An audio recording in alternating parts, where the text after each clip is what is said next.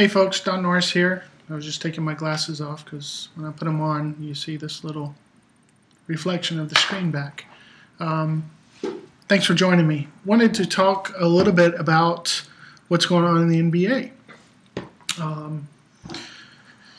If you guys are following the playoffs, then you know that Miami won Game 7 last night against the Pacers. And I'm kind of excited about that. Even though I'm not really a Miami Heat fan, I'm a big James and Wade fan. I like LeBron James, regardless of what other people seem to think. I don't really get the whole bad rap thing of him leaving Cleveland. I never understood that. And I'm a huge Dwayne Wade fan.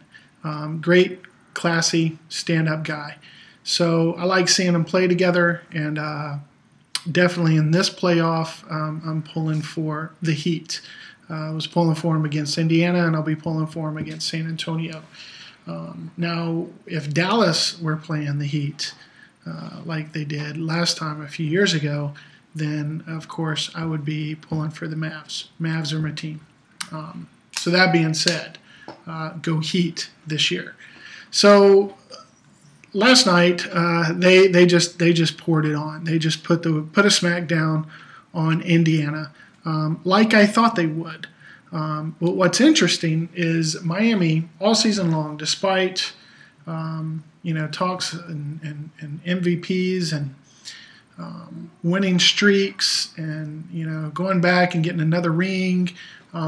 Aside from all of that, the one thing to me that stands out above everything is since January 10th, the Heat haven't lost 2 games in a row. So that's impressive enough, just their record and the fact that they haven't lost consecutive games in 6 months.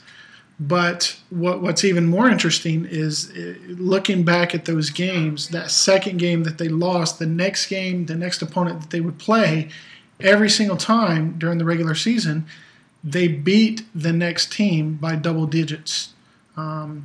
So not only did they come back and win, but they came back and put a whooping on whoever it is that they were playing. And that tells me a little bit something about the Miami Heat this year. It tells me that, one, they're beatable.